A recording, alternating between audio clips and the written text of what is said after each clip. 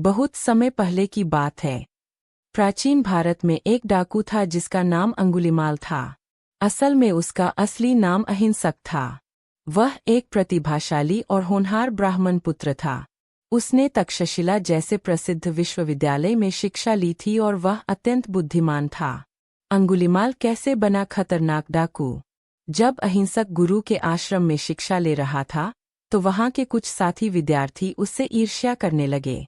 उन्होंने उसके गुरु के कान भर दिए कि अहिंसक उनकी पत्नी पर बुरी दृष्टि डालता है।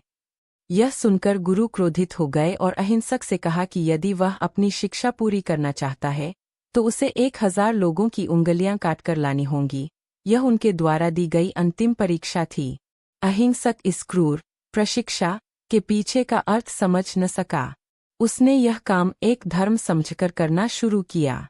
वह जंगल में रहने लगा और राहगीरों को मारकर उनकी उंगलियां काटता गया। इन उंगलियों की उसने एक माला बना ली जिसे वह गले में पहनता था।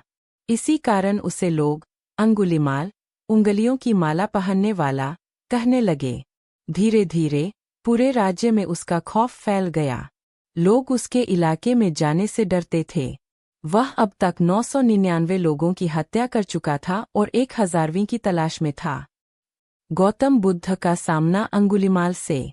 एक दिन गौतम बुद्ध उसी रास्ते से गुजर रहे थे जहां अंगुलीमाल रहता था।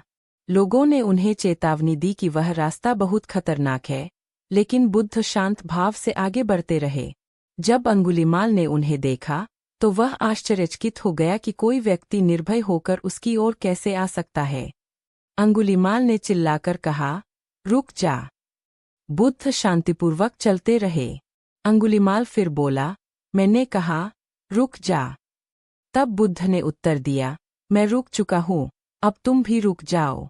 यह वाक्य अंगुलीमाल के हृदय को छू गया। उसने पूछा, आपका क्या मतलब है? बुद्ध ने कहा, मैंने हिंसा और पापों से अपने कदम रोक लिए हैं। अब तुम भी अपने पापों से रुक जाओ।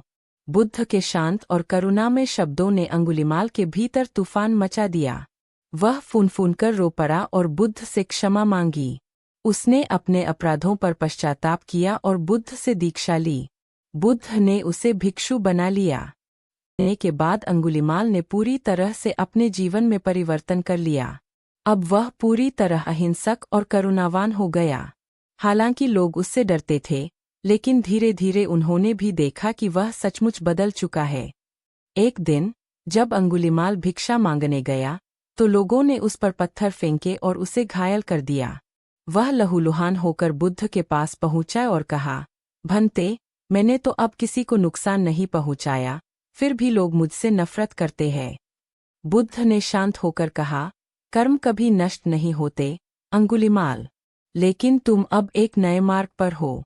धैर्य रखो, तुम्हारा प्रायश्चित तुम्हें शुद्ध करेगा।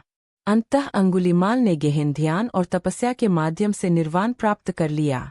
यह कहानी न केवल बुद्ध की करुणा को दर्शाती है, बल्कि यह भी सिखाती है कि दुनिया में कोई भी इतना बुरा नहीं होता जिसे बदला न जा सके।